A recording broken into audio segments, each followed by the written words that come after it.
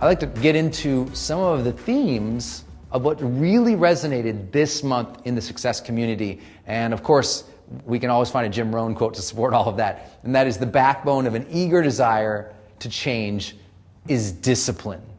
True ambition is disciplined, eager desire. Let's talk about this one, because your questions for this month almost all revolved around, Brendan, I need to be more disciplined.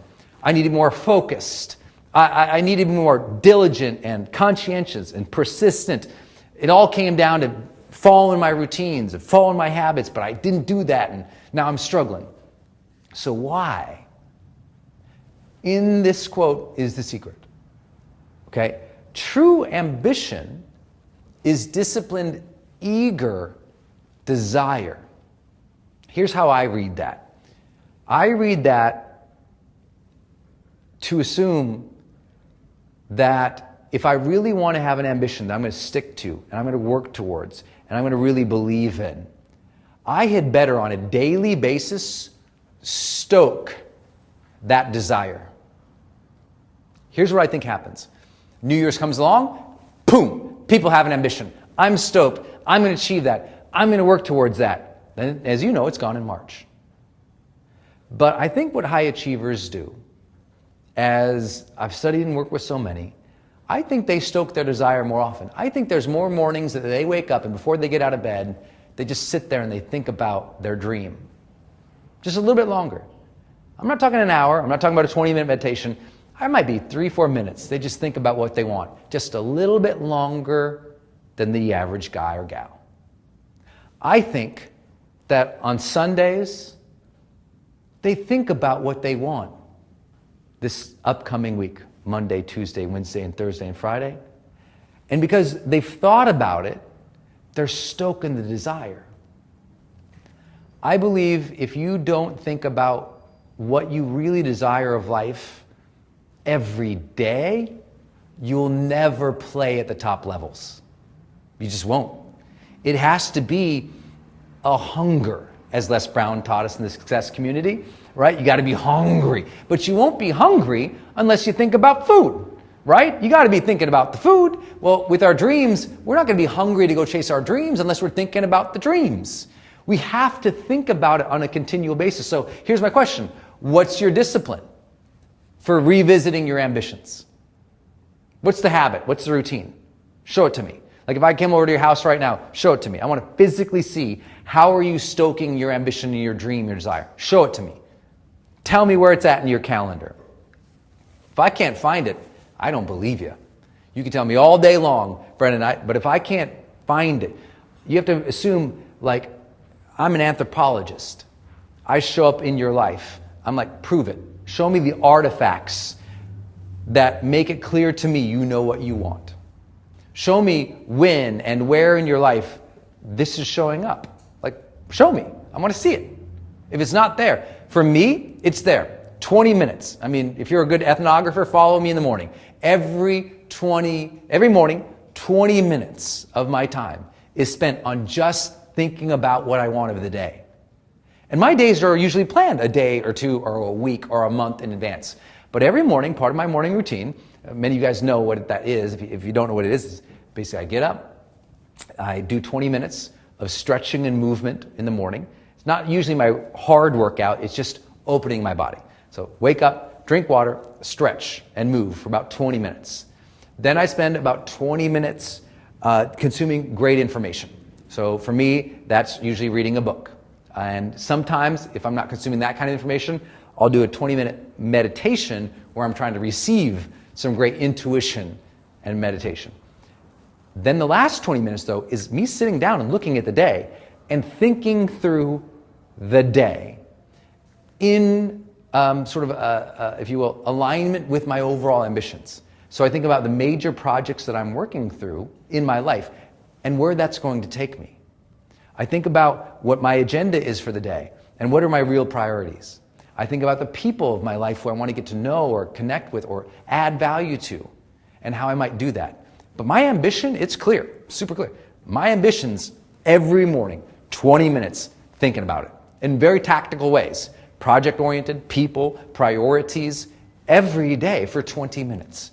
And the truth is, 90% of the time, that activity could only take me 5 minutes. But you know why I do it for 20 minutes? I want eager desire, right? Eager desire. Have you ever been sort of hungry, but you kept thinking about dinner, and you kept thinking about it, and you kept thinking about it, and by the time you got to dinner, your mouth was watering? That's what I want of life. So I just happen to think about my ambitions, I think, more than the next person.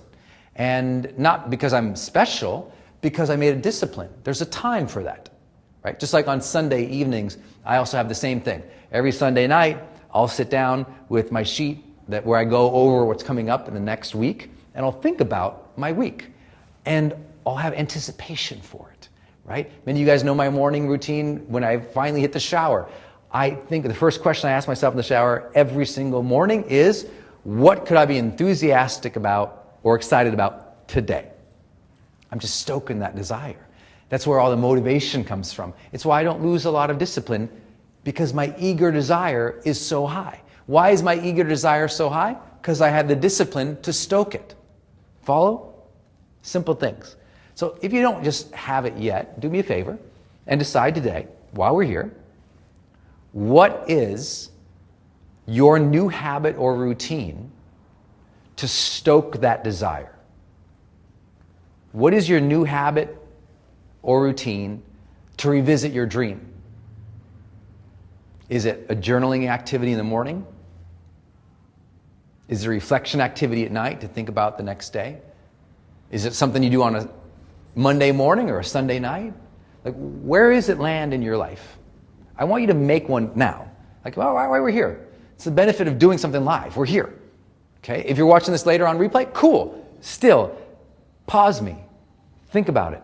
What's the new routine or habit that you will use to revisit your ambitions and your dreams? What is it? Now stick to it. And I promise you, if you can do that, this whole session is worth it, because so many people have what we call intermittent desire and discipline. It's just once in a while. They're pretty strong on a Monday, they suck on Thursday. You know, they get really fired up at the beginning of the month, but by the end they've crashed and burned because all the juice and the energy and the emotion went out. I always tell people, just like we talk about happiness, don't wait for the emotion of happiness to get you.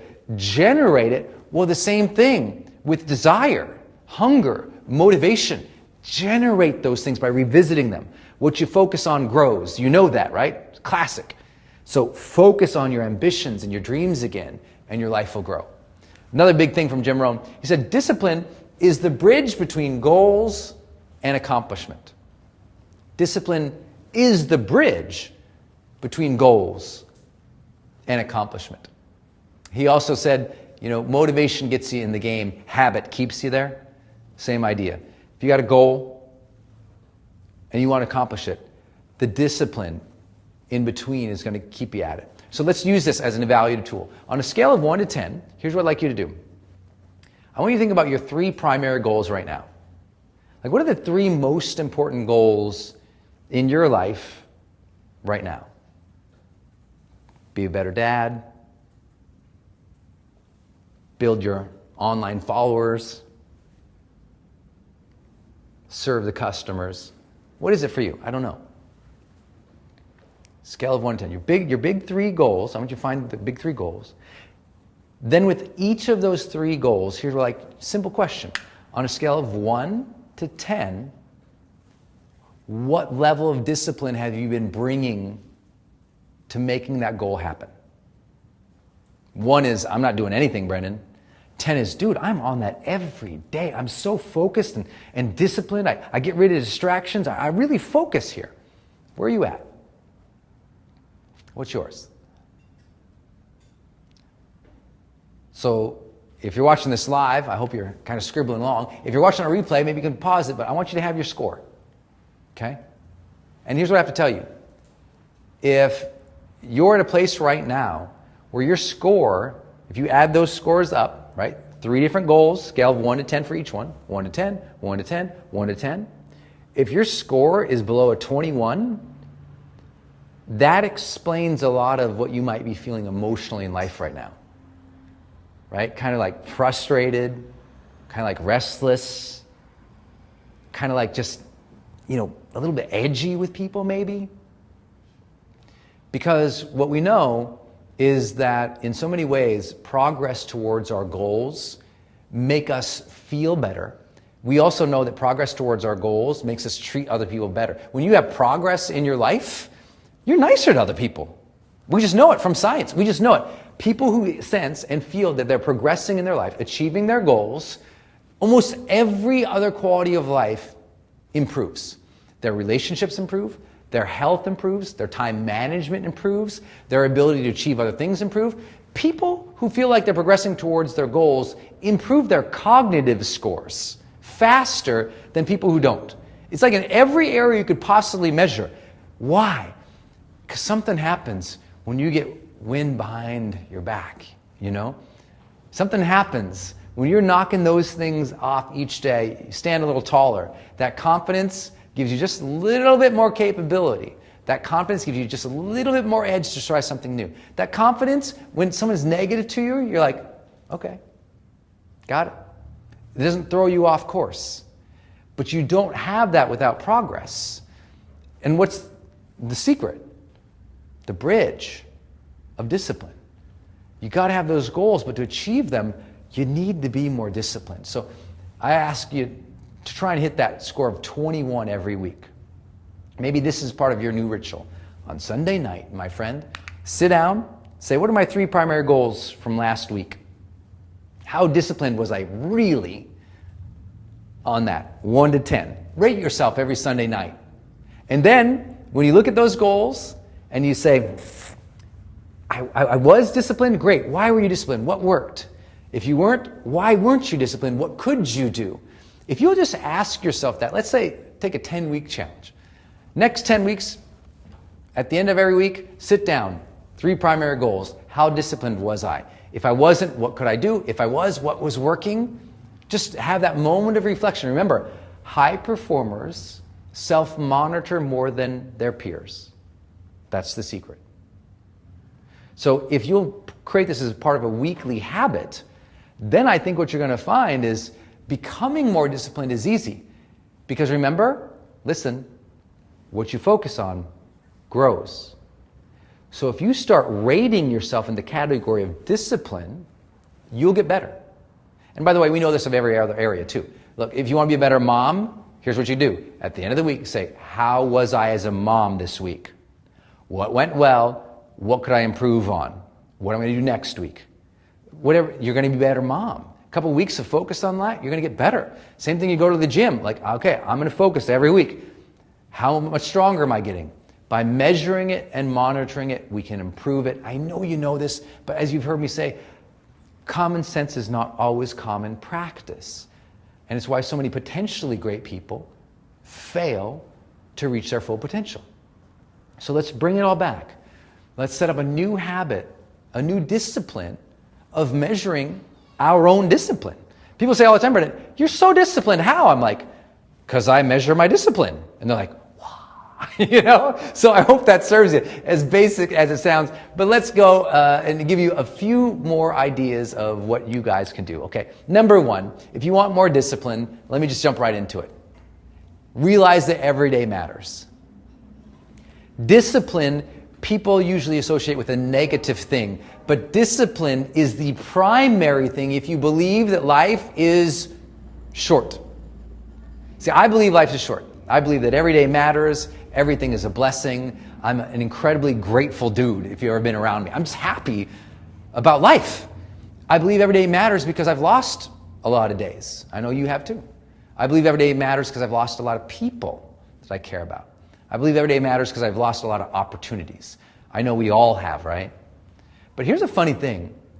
This is a global belief that gives you more, I would say, motivation, discipline, and just reverence for life when you really believe every day matters. That's why, Coach Wooden would say, make each day your masterpiece.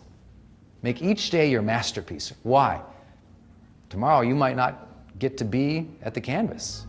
You know, today's a special day.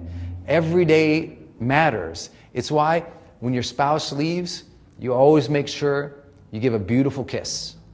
It makes sure you never leave on bad notes. You make sure you always leave that last interaction positive, not just because that's good in business or in marketing or in videos, but because you might not actually see somebody. And I know people watching this, inevitably, as many people are watching this right now, somebody has lost somebody recently.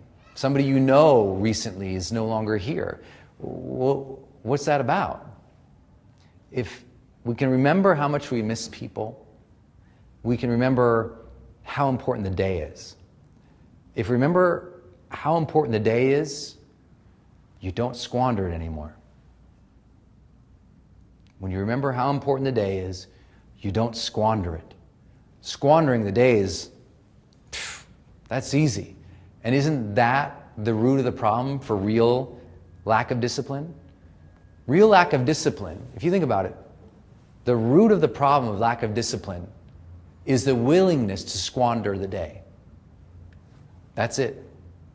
That's why I believe this is a global belief that gets you in the game. It's almost like in psychology, we talk about a growth mindset versus a fixed mindset and how important that concept is. And that one mindset can shift everything. Well, when you talk about productivity and discipline as a subcategory, this is that growth mindset. This is that global belief that shifts everything, right? I just believe like you want a more zesty, vibrant, fulfilling, sexy relationship with your spouse, your partner, your lover. Remember, every day matters with them. Now, it's like, you know what? I'm not going to do an extra 20 minutes of email right now. I'm going to spend an extra 20 minutes with them sitting, talking after dinner. You know what? I'm not going to take that extra work project just because it might bring us an extra $10 today. I'm going to go to the park together. You just have to decide. When every day matters, you make very different choices. For me, if you've been in my brand for a while, you know at High Performance Academy, I often talk about what I learned, and that is essentially mortality motivation. When you know at the end of your life you're going to ask questions to evaluate your life and see if you're happy with it, you just take your days, I would say, I don't necessarily mean more seriously than others, but you value them differently. Now, as I always promise, some of this is common sense, but here's my question to you. Is there somebody in your life right now who could use this reminder? Because maybe you know this, but as a leader, maybe there's someone on your team. Maybe it's your teenage kid. Maybe it's your spouse. Somebody around you might need the reminder that every day matters. Let's not squander our time together. Let's make value-based decisions for each other. I always say that you do personal development for two reasons. One is so that you grow, and two, so that you're empowered to help other people grow. And if that is true, this might be a message, even if it sails over your head today, maybe reach up and grab it and give it to your teenager. Reach up and grab it and give it to your kids. Reach up and grab it and give it to your spouse, because right now, I think in the distractions of social media where we're able to fill every second of the day, every second of the day that we can fill, we lose the reverence for life. You know, it's that old thing. It's like if you only focus on the details, sometimes you miss the bigger picture, right? If it's separating the trees from the forest. And I think what right now is the trees are social media, and they're missing life. Look at all the vibrancy out there. It's a pretty amazing world. And you take it for granted by focusing on all the small tweets and all the Facebooks and all the Instagrams and all the pictures. Those things don't mean anything. What's meaningful is the people around you. And what I might suggest is that you make every day matter a little more. And you inspire other people to make their days matter a little more. Discipline isn't such an issue anymore. I promise you. Number two, if you want more discipline, this is the hard one. You got to raise your ambitions. You know why a lot of people aren't disciplined? Because they're not trying anything significant. Oh, such a jerk, Brendan. Oh, That's why a lot of people lack discipline. They're not trying anything significant that would inspire the discipline. You got to have a big dream to get your big butt out of bed. You know what I'm saying? You got to have something that is pulling you forward. Because sometimes you can't just rely on your mood to make you disciplined. That's dangerous. Sometimes what you got to do is have something pulling you. And when that thing is pulling you, it gives you that. But I'm blessed. We're nearing 2 million people who have taken our online courses or our video series online. They opted in for a video series. 2 million people now. And I've seen their comments. I've seen what they post. I've seen what they struggle with. And so many people are dealing with such minute things that they're getting caught up in dumb dramas. They're getting caught up in small actions. And I think, you know why? They lack something bigger. That's why I share all the time. People on a path of purpose don't have time for drama. Because for them, this bigger mission or ambition kind of like washes away all the silliness. Like I remember many of you guys know I worked at Accenture for the first part of my career outside of grad school. And it was great. At the time I worked there, we had 86,000 employees. By the time I left, I think we were up to like 250,000 employees. I was responsible for all of that growth. But I was a young, dumb kid. I didn't know what I was doing, man. But one thing I knew that separated me, it was like in the first week of getting there, they brought us in, and there was maybe 50 of us in the same class. They would onboard a big class, and they'd take us through the same training, and we all had to learn the same basic skills back then. Back then, it was some analytical skills, it was some coding skills, it was some project management skills, some leadership skills. And I remember we were all doing the coding thing.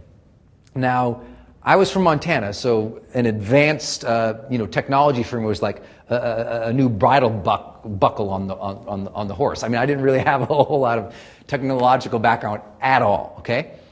But I remember one day we come out of this coding class. We were all learning coding, like HTML coding. Remember that? JavaScript? I don't know if you guys remember what that stuff is. And when you're watching this video, that might not be relevant at all. But that's what I was learning.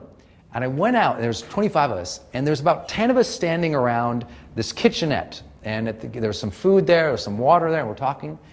And I'll tell you what, about half of them were just complaining. And why am I learning coding? I'm not here for this, and I don't want to be a coder.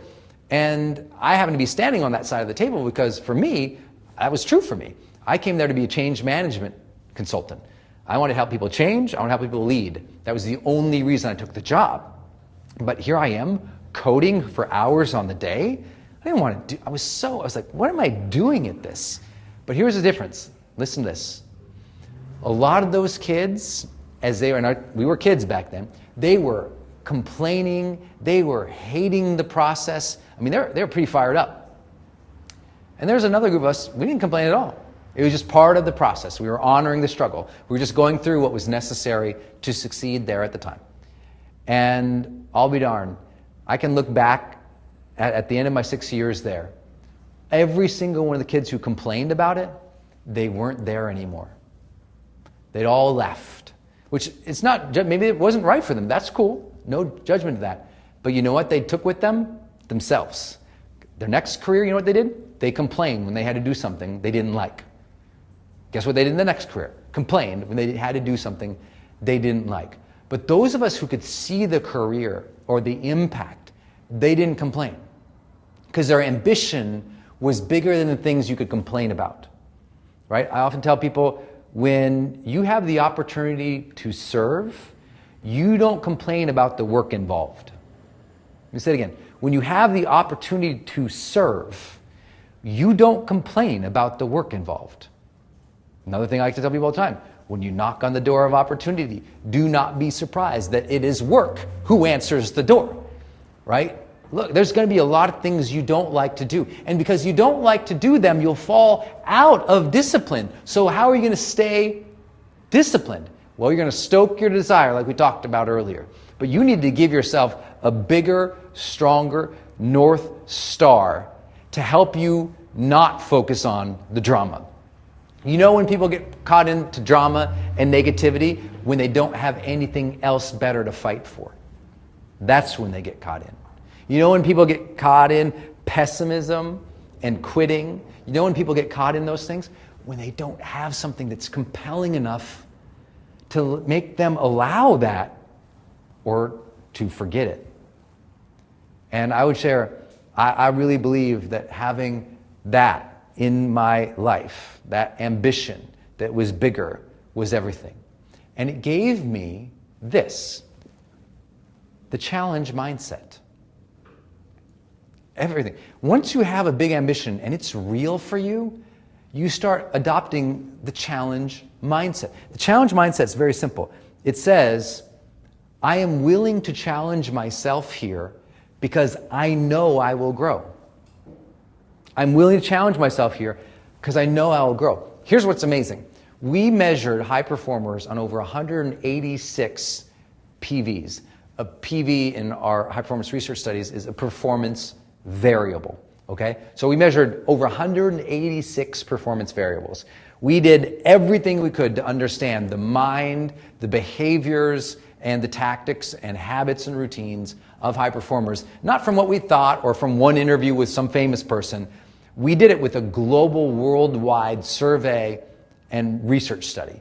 And here's one of the most profound things we found about high performers.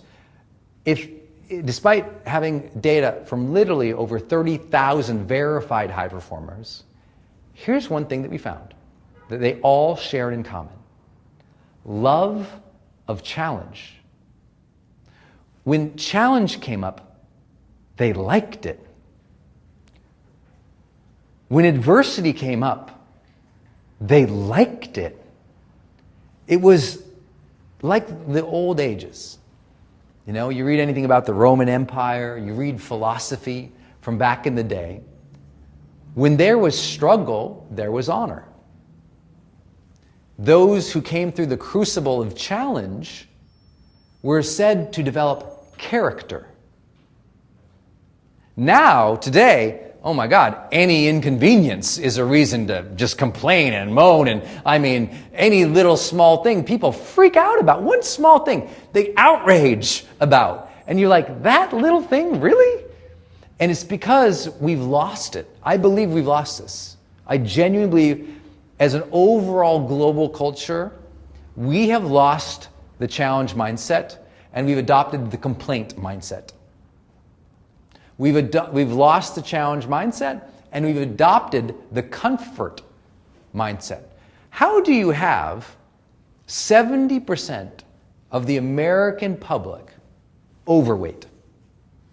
How is that? 70% overweight. We've got an obesity epidemic that has never been recorded. Why? Because we've adopted the comfort mindset over the challenge mindset. If you've ever been to High Performance Academy, you see on the front cover we say, the journey to greatness often begins the moment that challenge and contribution override comfort. It's like that moment. There's something, it's a shift that is the most profound shift I've ever seen, and we know it by data now. One of the very few things that really connects high performers is love of challenge. And when you ask them, why do you like challenge so much? It's never because I was born that way. I was a striver. No, something happened to them, and you know what? They got their face kicked in, and they sucked at it, and they were no good, and they said, I need to get better. And then what happened? They all said the same. They got addicted to learning and growth because they struggled somewhere.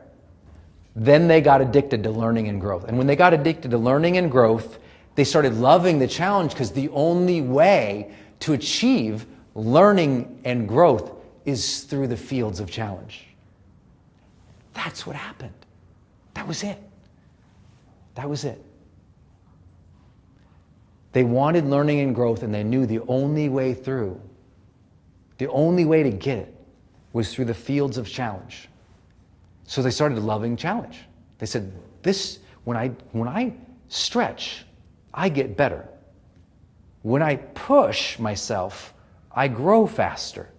And now they connected those things in their mind. Now they love challenge. But in a culture in which convenience is everywhere, at least where I'm filming this today in the Western Hemisphere, particularly the United States of America, it's just very clear that it's easier to be comfortable than it is to challenge ourselves and push. It's why we don't have a higher percentage of higher earners in the world. It's why we don't have a higher percentage of people who are healthy. It's why we don't have a higher percentage of people who start their dream and stay with their dream. Because as soon as it gets difficult, they go, I'm out. They're gone. Soon, I mean, it's like almost like the first sight of hardship, people turn and run anymore. Where when you read things from, Greek mythology, when you read things from the early philosophers and what you see over and over and over, they wanted to create the conditions in which people were challenged so they develop character. And I know, hey, look, I'm talking to the choir. You're in the success community. I know you get this. Why would I tell you this if you already get this? Because maybe there's somebody right now, you need to sit down as a leader and have a conversation with them about the way they are approaching challenge. Are they constantly complaining? Or if they're not complaining, you know what a lot of people do when they're challenged? They start diminishing themselves. They start feeling failure. They start succumbing to fear. And it's time to talk with them about this mindset. I think if we started a global conversation around this topic, the challenge mindset, I think we would start seeing a very positive thing start to happen. We've got to readjust people's orientation to struggle itself. It's why, I've got t-shirts that literally say, honor the struggle on it. Like, allow the struggle, honor it, let it be there. Because when you have that mindset, then you're willing to go for it. Then any obstacle coming up is not only something that to be anticipated, but something that when you overcome it, you'll be better. Because here's one key element about the challenge mindset. You anticipate that it will be there, and you see yourself overcoming it. Two simple things psychologically. You anticipate it. There's nothing I ever, look, I've done these live webcasts a million times. I know something is always going to go wrong, right? I just know it. I know any video I'm going to shoot, any seminar I'm going to do. When I have 2,000 people in my seminar rooms, and they're from 30 countries around the world, something's going to go wrong. I'm always anticipating it, not in a dreadful way. I'm just like, of course, when you have high ambitions, something's going to go wrong. And it doesn't paralyze me, it doesn't slow me down. I just go, naturally, this is going to happen. And naturally, I'm going to do my best to overcome it. And I'm going to inspire the people around me to overcome it. I know it's coming. Anticipate the challenge. Honor the struggle when it shows up. Believe in yourself. Have faith, as we learned from Bishop T.D. Jakes, that you'll get it. Realize, like Oprah taught you, you're going to overcome that failure. Everything's going to be okay. You'll get through it. And when you start to remember these things, now you got a good mindset. Because we know mindset's the key differentiator. We just know it. But mindset must be accompanied by this. Routines with triggers. You got to create a routine with a trigger. What does that mean? It means you have to have a deliberate habit that you are triggered to remember to do. Okay? You can't hope that you'll do it. A lot of people, they don't really lack discipline. They lack reminders. That's all. They don't lack discipline. They lack reminders. And if they had more reminders set up, they'd have more discipline. See, I'm actually, if you just put me on a beach with a pina colada, I'm a very undisciplined person. I like pina coladas and I like beaches. But I'll just be very I won't do anything. Nothing will happen at all. But if I'm reminded to do something, thank you, wives, I will absolutely do amazing things in life. I need the reminders. I bet you do too. But you can't wait for them. So you have to set up all these triggers to remind you, whether it's alarms on your phone, which I know you've probably heard me talk about high performance work, or it's something like on my YouTube videos. Go search my name and search triggers and see all these different ways you can set up triggers to remind you to stick to your routine. So first, set routine. Second, set reminder. And if you have both those going, you'll be great. But everybody needs them. Look, if you're trying to get healthy right now, I remember there's probably a good 2-year period of my life where I just couldn't get healthy. I felt tired.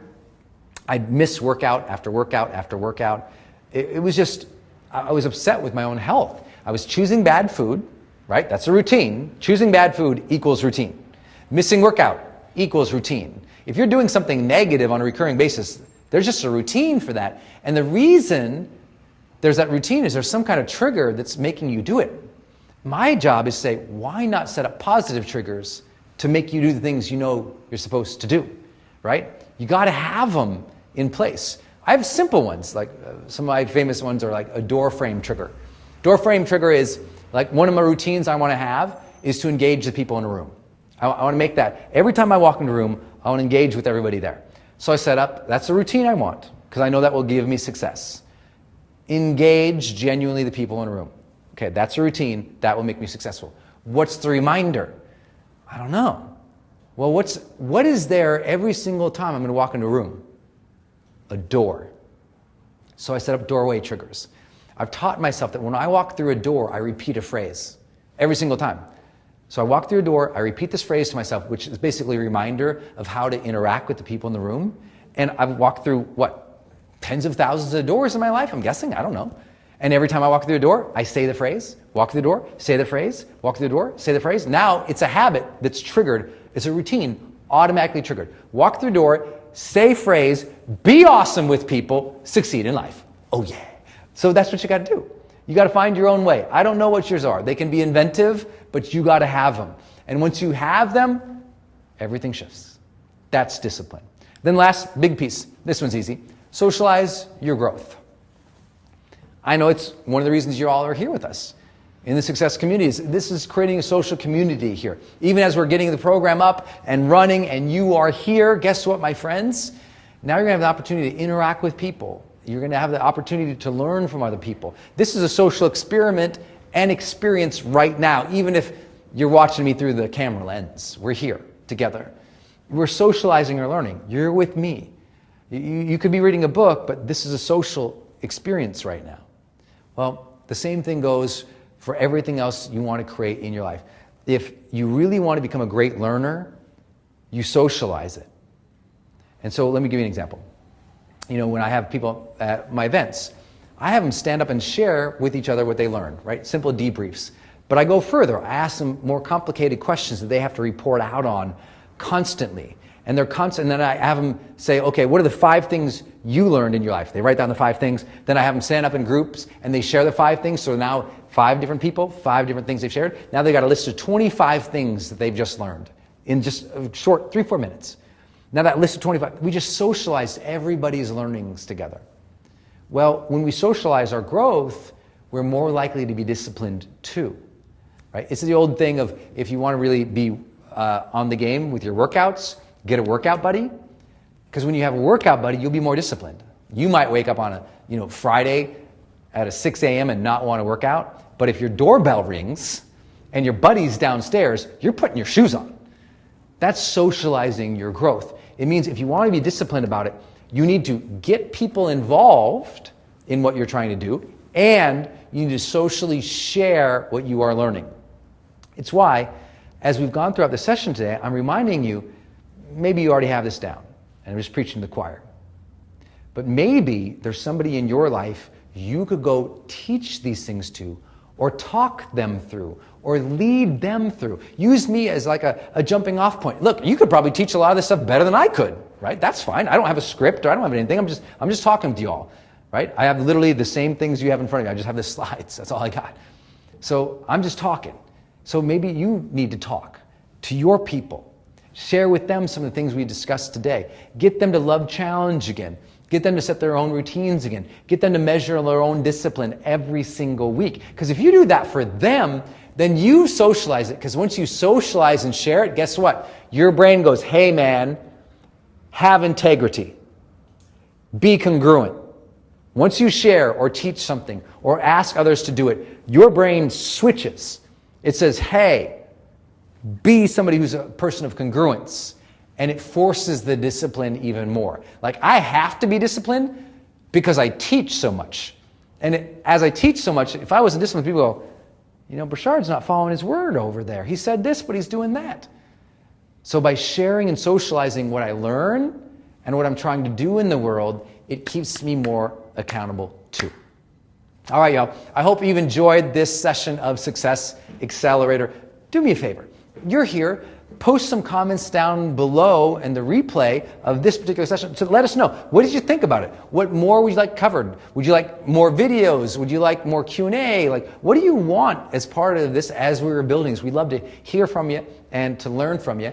And most importantly, based on today's topic, look, don't get down on yourself if you lack discipline.